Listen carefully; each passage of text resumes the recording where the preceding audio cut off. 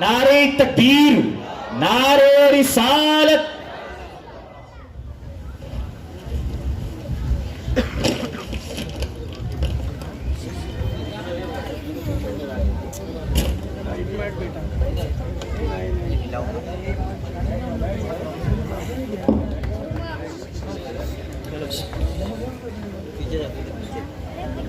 الحمدللہ رب العالمین والعاقبۃ للمتقین والصلاۃ والسلام علی سید الانبیاء والمرسلین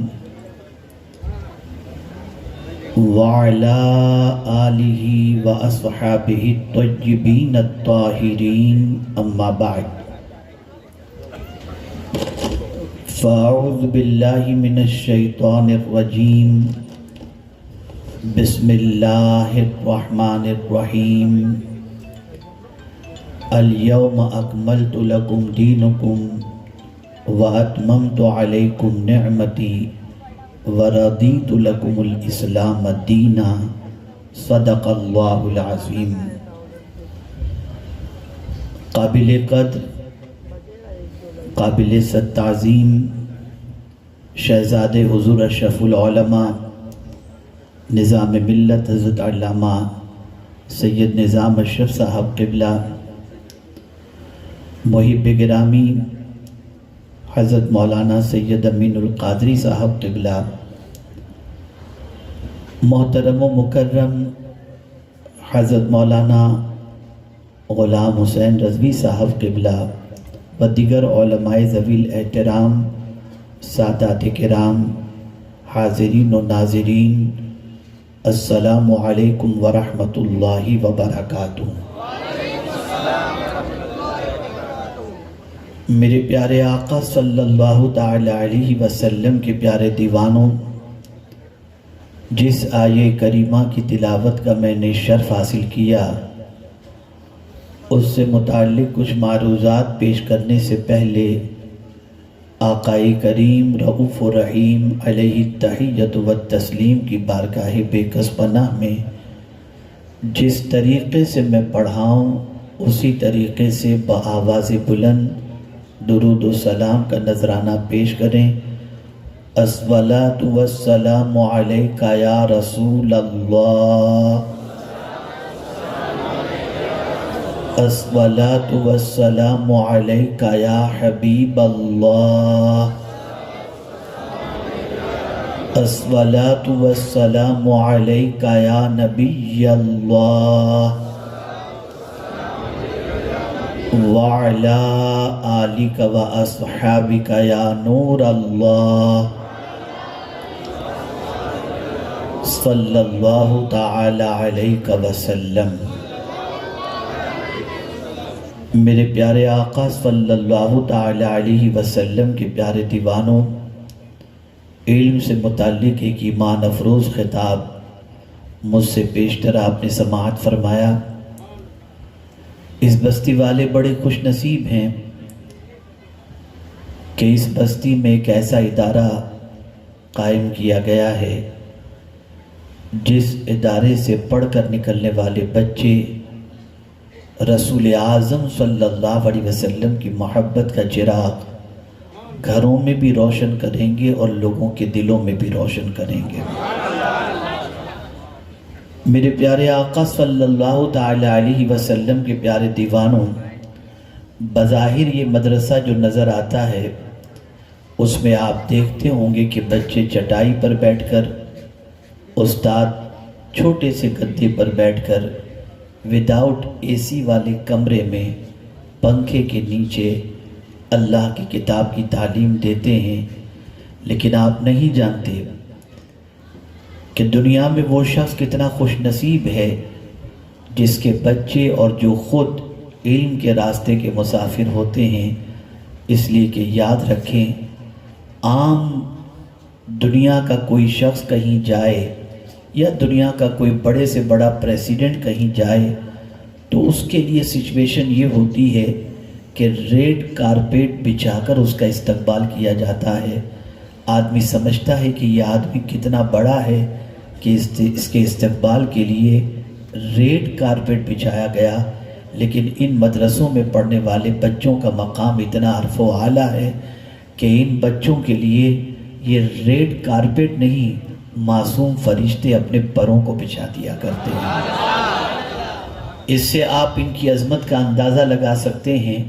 عام آدمی کسی اور کا مہمان ہوتا ہے یا پریزیڈنٹ کسی اور کا مہمان ہوتا ہے، لیکن مدرسے میں پڑھنے والا بچہ سید الانبیاء کا مہمان ہوتا ہے، رسول اعظم صلی اللہ علیہ وسلم کا مہمان ہوتا ہے۔ آپ کے مہمان کی اگر کوئی خدمت کرے تو آپ خوشی سے پھولے نہیں سماتے اور خدمت کرنے والے کے لیے دعا کرتے ہیں۔ اگر کوئی شخص نبی کے مہمان کی خدمت کرے تو مصطفیٰ جان رحمت کتنی دعائیں اسے دیتے ہوں گے اور اس کے لیے کتنی برکتوں کی بشارت ملتی ہوگی۔ ایک مرتبہ درود شریف پڑھ لیں۔ یہ بچے کو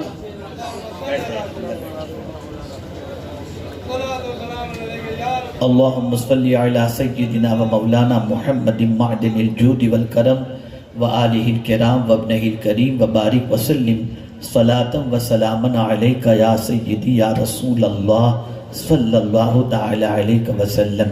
میں تھوڑے سے وقت میں کچھ ضروری باتیں آپ کی سماعتوں کے حوالے کرنے کی سعادت حاصل کروں گا۔ اللہ رب العزت جل جلالہ مجھے حق کہنے اور آپ سب کو حق سننے کی توفیق عطا فرمائے۔ میرے پیارے آقا صلی اللہ علیہ وسلم کے پیارے دیوانوں، ہم نے دنیاوی اعتبار سے اپنی سوچ یہ بنا لی ہے کہ جس سے ہمیں محبت ہوگی ہم اس کی پسند کا خیال رکھیں گے۔ مثال کے طور پر حضور نظام ملت ہمارے گھر تشریف لائے تو ہمارے ذہن میں یہ چیز ہوگی حضرت کو کیا پسند ہے، اسی اعتبار سے ضیافت کی جائے۔ سبزی کھاتے ہیں، سبزی سامنے پیش کی جائے گی۔ اسی طریقے سے گوشت کھاتے ہیں، گوشت پیش کیا جائے گا۔ بغیر نمک کا کھاتے ہیں، بغیر نمک کی چیز پیش کی جائے گی۔ اور یہ ساری چیزیں پیش کرنے کی وجہ سب سے بڑی یہ ہوتی ہے کہ ہمارے پیش نظر ان کی پسند ہوا کرتی ہے، ان کی ضرورت ہوا کرتی ہے، اس کے اعتبار سے ہم خیال کرتے ہیں۔ میرے پیارے آقا صلی اللہ علیہ وسلم کے پیارے دیوانوں، بازار شاپنگ کے لیے آپ گئے تو آپ دیکھتے ہیں میرے بچے کو کیا چیز پسند ہے، خریدتے ہیں تو بچے کی پسند کا خیال کرتے ہیں۔ بیوی کے لیے خریدنے جاتے ہیں، اس کی پسند کا خیال کرتے ہیں۔ ماں کے لیے خریدنے کے لیے جاتے ہیں، ماں کی پسند کا خیال کرتے ہیں۔ باپ کے لیے خریدنے جاتے ہیں، باپ کی پسند کا خیال کرتے ہیں۔ دوست کے لیے خریدنے جاتے ہیں، دوست کی پسند کا خیال کرتے ہیں۔ استاذ کے لیے خریدنے جاتے ہیں، استاذ کی پسند کا خیال رکھتے ہیں۔ لیکن ہمارا آج مزاج ایسا بن چکا، ہم نے کبھی جاننے کی کوشش نہیں کی کہ اللہ کو کیا پسند ہے اور اللہ کے رسول کو کیا پسند ہے۔ اللہ اکبر! جب ہم قرآن کی روشنی میں سمجھتے ہیں اور سمجھنے کی کوشش کرتے ہیں تو واضح طور پر اللہ کا یہ فرمان ہمیں پیغام دیتا ہے کہ میرے بندو، تم جاننا چاہتے ہو کہ میں نے تمہارے لیے کیا پسند کیا؟ رب فرماتا ہے رضیت لکم الاسلام دینا، تمہارے لیے میں نے اسلام دین کو پسند کر لیا ہے۔ اسلام اللہ کا پسندیدہ دین ہے، اللہ نے یہ دین ہمارے لیے پسند کیا۔ اور آپ دیکھیں میرے پیارے آقا صلی اللہ تعالی علیہ وسلم کے پیارے دیوانوں، اس دین ہی کی بنیاد پر ہماری دنیا بھی سنور سکتی ہے اور ہماری آخرت بھی سنور سکتی ہے۔ جب تک کہ مسلمان دین سے اپنے رشتے کو مضبوط نہیں کرے گا، اس وقت اس انسان کی اور اس مسلمان کی عزت نہیں بن سکتی جو دین سے اپنے فاصلے کو بڑھائے رکھے گا۔ آج ہماری سچویشن کیسی ہے میں آپ کو بتا دوں، ہماری زندگی میں اب دین دیے کی طرح ٹمٹماتا نظر آ رہا ہے،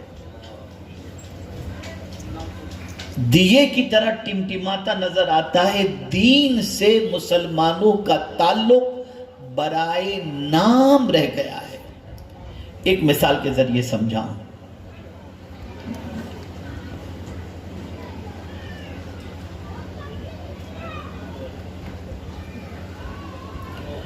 ایک مثال کے ذریعے سمجھاؤں، میرے پیارے آقا صلی اللہ تعالی علیہ وسلم کے پیارے دیوانوں، کسی کے یہاں اگر نکاح ہو رہا ہے، بیٹے کا نکاح ہے، بیٹی کا نکاح ہے، تو آپ دیکھیں، آپ کو پتہ چلے گا کہ اس کے اندر دین کے جلووں کو تلاش کیجئے، دین کی رہنمائی کو تلاش کیجئے، دین کے اصول کو تلاش کیجئے، دین کے مطابق اس کے پورے پروگرام کو تلاش کیجئے، تو آپ دیکھیں گے کہ دین صرف مسجد میں ایجاب و قبول کے ٹائم پر نظر آتا ہے، باقی اس کی ساری تقاریب دین کے خلاف نظر آئے گی۔ ڈانڈیا بھی نظر آئے گا، رقص و سرور بھی نظر آئے گا، آوارگی بھی نظر آئے گی، گندگی بھی نظر آئے گی، بے حیائی بھی نظر آئے گی، لیکن چونکہ ایجاب و قبول کے بغیر نکاح ہو نہیں سکتا، اس لیے ہمارا تعلق اب دین سے اتنا رہ گیا۔ اب تو سچویشن یہ بن چکی ہے کہ نکاح کا نکاح کہاں ہوگا یہ بھی تذکرہ نہیں ہوتا، ریسیپشن کا تذکرہ ملے گا، ولیمے کا تذکرہ ملے گا، اور نکاح کی تقریب میں جانے والوں کی پوزیشن دیکھیں تو نکاح میں جانے والے برائے نام نظر آتے ہیں، ایسے ٹائم پر رکھتے ہیں جس میں کوئی پہنچا تو ٹھیک ہے اور نہیں پہنچا تو ٹھیک ہے، لیکن ریسیپشن میں ہر کوئی نظر آئے گا، ولیمے میں ہر کوئی نظر آئے گا۔ ولیمہ دین کے خلاف نہیں ہے، میں یہ نہیں کہتا کہ آپ یہ نہ کرو، لیکن میرے پیارے آقا صلی اللہ علیہ وسلم کے پیارے دیوانوں، کون رسول اعظم کی سنت سمجھ کر ولیمے میں جاتا ہے؟ آج اگر ولیمہ کیا بھی جاتا ہے اور ولیمے میں انسان شرکت بھی کرتا ہے تو اسٹیٹس کی بنیاد پر دعوتیں دی جاتی ہیں۔ آپ دیکھیں پیغمبر رحمت صلی اللہ علیہ وسلم نے واضح لفظوں کے اندر فرمایا، وہ دعوت سب سے بری ہے ولیمے کی دعوت جس دعوت کے اندر غریبوں کو نہ بلایا جاتا ہو۔ سرکار نے اس دعوت کو برا فرمایا۔ اب آپ دیکھیں کہ غریبوں کو کہاں بلایا جاتا ہے اور کہاں نہیں بلایا جاتا۔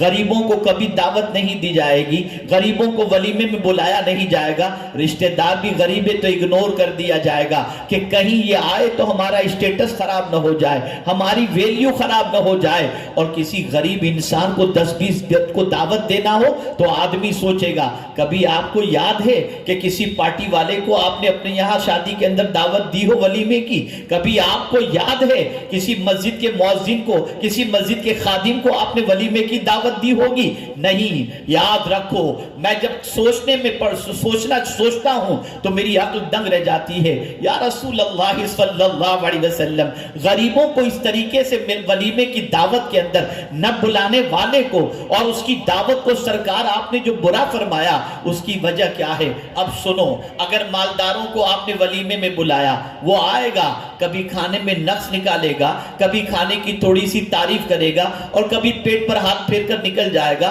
تعریف کے چند کلمات کہہ دے گا، یا کہے گا یار ڈش بہت کم تھی، یا کہے گا کہ یار مزہ نہیں آیا، پتہ نہیں کون سے کینٹے سے کھانا بنایا تھا۔ لیکن اللہ اکبر، غریب جب دسترخوان پر بیٹھے گا اور کھانا کھائے گا، ہر لقمے پر کہے گا اے اللہ جوڑے کو سلامت رکھنا، اے اللہ اس کو برکتوں سے مالا مال فرمانا۔ اس لیے کہ جتنی قیمتی غذائیں تم ولیمے اور ریسیپشن کے اندر رکھتے ہو، اتنی قیمتی غذائیں وہ غریب بیچارہ کھا نہیں پاتا، اس لیے جب اسے میسر ہوتی ہے تو جوڑے کے لیے دعا کرتا ہے، اور اس کی دعا کی برکت سے بچی بیاہ کے جاتی ہے تو خوشحال زندگی بھی گزارتی ہے۔ رسول اعظم صلی اللہ علیہ وسلم کے دیوانوں، دین سے اپنے رشتے کو تم دیکھو۔ تجارت میں دین سے رشتہ کمزور ہو گیا، لین دین میں دین سے رشتہ کمزور ہو گیا، پڑھنے پڑھانے سے دین کا رشتہ کمزور ہو گیا، مسجد میں جانے سے دین کا رشتہ کمزور ہو گیا۔ اب ہماری زندگی میں دین دیے کی طرح ٹمٹماتا نظر آتا ہے۔ اے رسول اعظم صلی اللہ علیہ وسلم کے دیوانوں، میں اپنے زمانے کی بات نہیں کرتا، ذرا غوث پاک کے دور کے اندر دین کی پوزیشن کیا تھی، ذرا اس کو بھی تو سوچو اور غور تو کرو۔ اللہ اکبر، سیدنا الشیخ عبد القادر جیلانی رضی اللہ المولا تبارک و تعالی عنہ ایک راستے سے گزر رہے تھے، ایک نحیف و ناتواں جسم والا بندہ بیٹھا ہوا تھا۔ غریب غوث پاک رضی اللہ تعالیٰ عنہ سے عرض کرتا ہے مجھے اٹھائیے۔ غوث پاک نے ہاتھ لگایا، اٹھ گیا اور وہ نحیف و کمزور توانا بن گیا۔ غوث پاک نے پوچھا تو کون ہے؟ وہ ناتواں کہنے لگا میں نبی کا دین ہوں، میں کمزور ہو چکا تھا، آپ کے ہاتھوں نے مجھے نئی زندگی عطا فرما دی۔ آپ ذرا سوچو، محی الدین اسی لیے کہا جاتا ہے کہ غوث پاک نے دین کو زندہ کیا۔ رسول اعظم کے اس خاندان کے فرد نے رسول اعظم صلی اللہ علیہ وسلم کے دین کو زندہ کیا. آپ اندازہ لگائیں جب اس دور میں دین اتنا نہیں وہ کمزور ہو چکا تھا تو آج دین کی پوزیشن کیا ہے. آج ذرا دین کو تلاش کریں اپنے گھر کے اندر, اپنی زندگی میں تلاش کریں, اپنی صبح و شام میں تلاش کریں.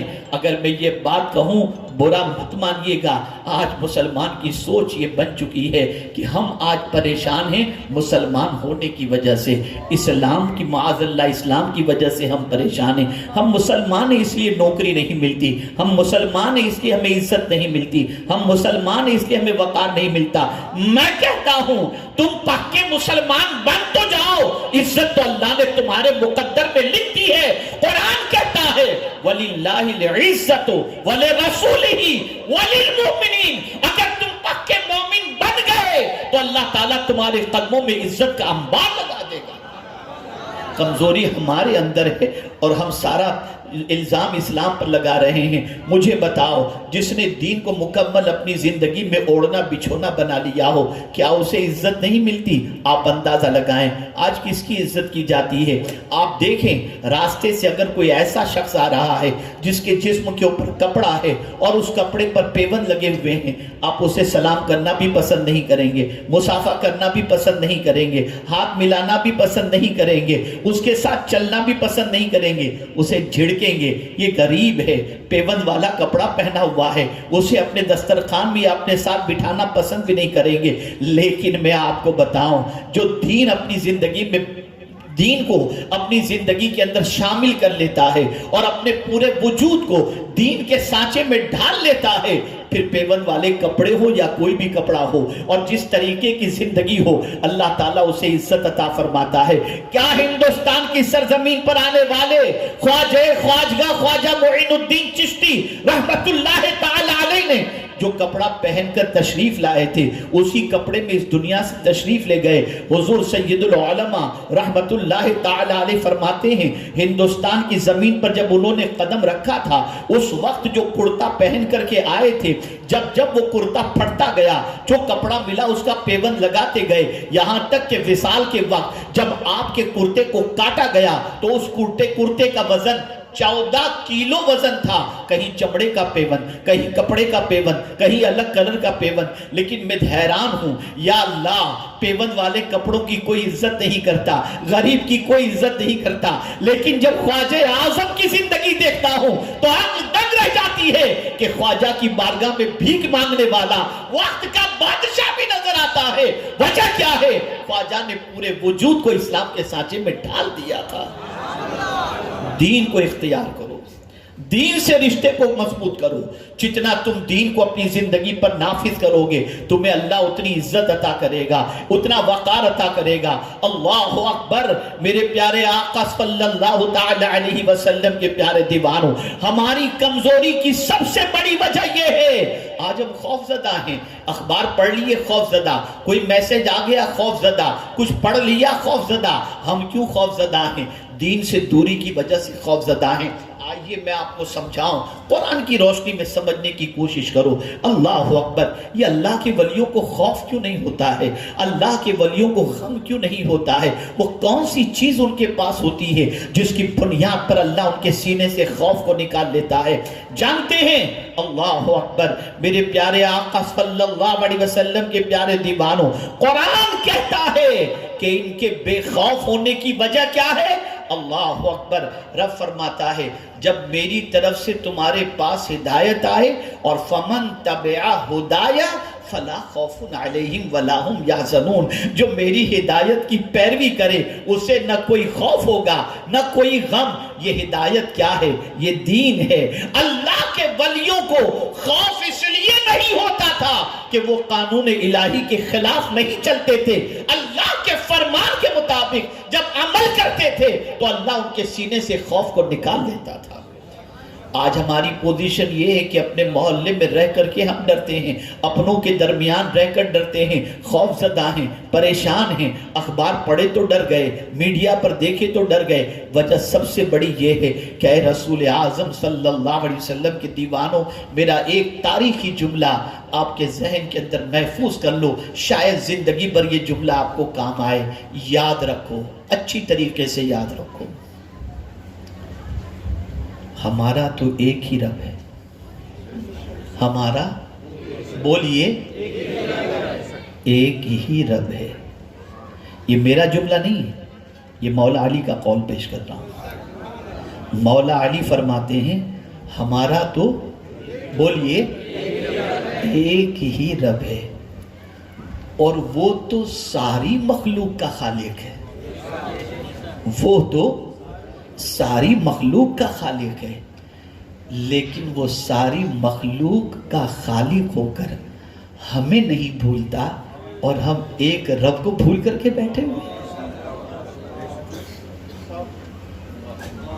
ہمارا ایک ہی رب ہے، اس کے باوجود اسے یاد نہیں کرتے، اور اس کریم کی شان یہ ہے کہ ساری مخلوق اس کی ہے، لیکن وہ کسی مخلوق کو نہیں بھولتا، ہر ایک کو اس کے حصے کی روزی بھی عطا کرتا ہے، اور ہر ایک کی فریاد کو سنتا ہوا بھی نظر آتا ہے۔ ہماری تباہی کی وجہ، ہماری بربادی کی وجہ، ہماری پریشانی کی وجہ اسلام نہیں ہے، ہم خود ہیں کہ ہم نے ہماری زندگی کو اللہ کے بتائے ہوئے اصول کے خلاف گزارنی شروع کر دی، اور دین سے رشتہ کمزور ہو گیا، ہم تباہ ہو گئے، برباد ہو گئے۔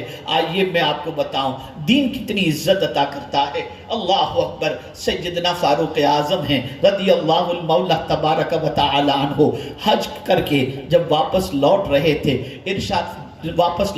تھے، راستے میں ایک مقام آیا، جب اس مقام پر پہنچے تو فاروق اعظم نے قافلے کو رکنے کا حکم دیا، قافلے والے رکے، فاروق اعظم رکے، اور رکنے کے بعد فاروق اعظم کی آنکھوں سے آنسو جاری تھے۔ اللہ اکبر، فاروق اعظم رو رہے تھے، لوگوں کو حیرت ہوئی، عرض کرنے لگے امیر المؤمنین کیا بات ہے کہ آپ یہاں پر کھڑے رہ کر کے رو رہے ہیں، کوئی خاص بات؟ ارشاد فرماتے ہیں یہ وہی جگہ ہے جہاں پر میرا باپ مجھے بکریوں کو چرانے کے لیے بھیجا کرتا تھا، اور میں یہاں بکریاں نہیں سنبھال پاتا تھا، اور اس کی وجہ سے میرے والد مجھے زد و کوب کرتے تھے، لیکن اسلام میں نے کیا قبول کر لیا کہ آج اللہ نے مجھے امیر المؤمنین بنا دیا ہے۔ آپ اندازہ لگائیں، وہ محسوس کرتے تھے کہ عزت ملی ہے تو اسلام کی بنیاد پر، اور آج کا مسلمان یہ محسوس کر رہا ہے اور سوچ رہا ہے ہماری معاذ اللہ تباہی کی وجہ ہمارا مسلمان ہونا ہے۔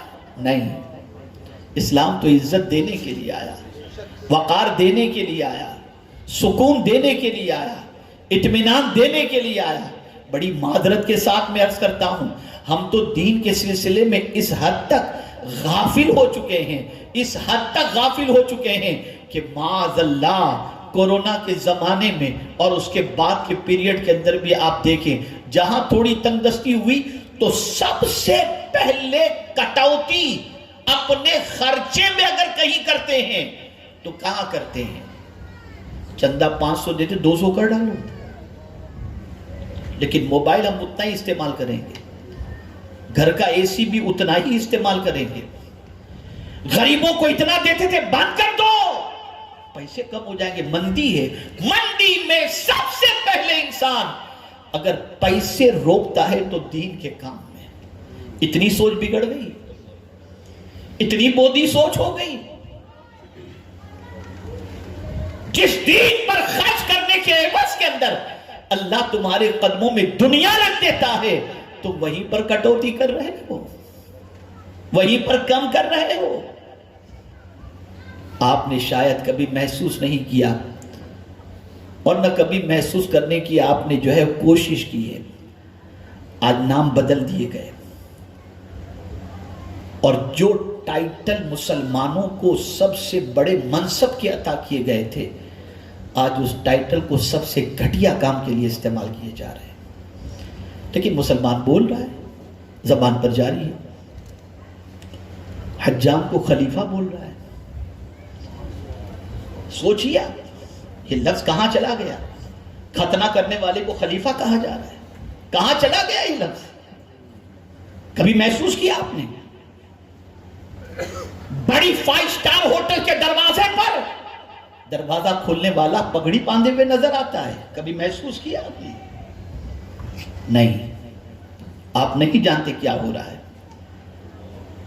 فرانس کی سرزمین پر جب ایک کانفرنس ہوئی اور سینٹرل افریقہ کے اندر کئی ارب روپے جس عیسائی پادری کو مسلمانوں کو اسلام سے دور کرنے اور تبلیغ عیسائیت کے لیے وہاں پر معمور کیا گیا تھا، اس کانفرنس میں اس سے سوال پوچھا گیا کہ 40 سال تم وہاں رہے، تم نے کتنے مسلمانوں کو عیسائی بنایا؟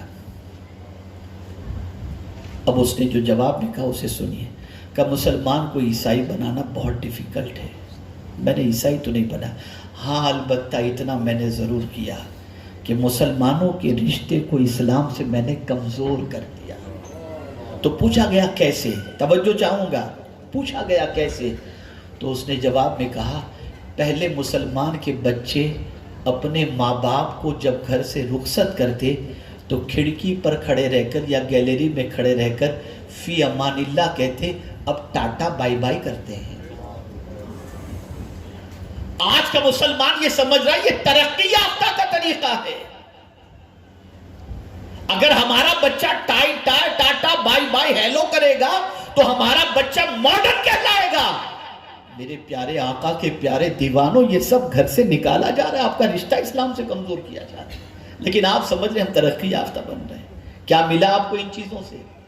جب آپ کہتے تھے فی امان اللہ تو والد گھر خوش خوش آتا تھا، اور جب ٹاٹا بائی بائی کہا تو پتہ نہیں وہ رات کو کتنے بجے آئے گا۔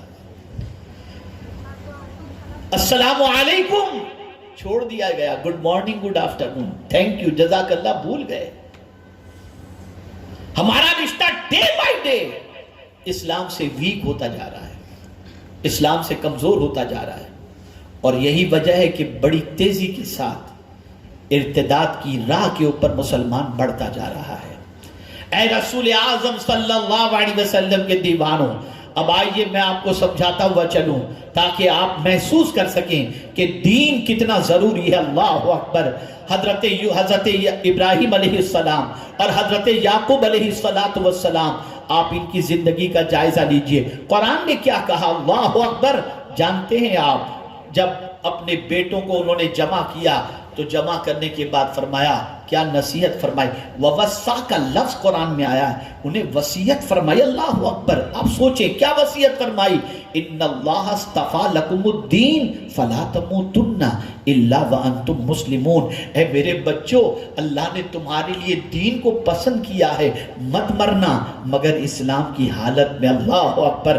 آپ اندازہ لگائیں کہ ایک باپ کو فکر تھی کہ میں اس حال کے اندر اس دنیا سے جاؤں کہ میرے بیٹے اسلام پر قائم رہیں، دین پر قائم رہیں۔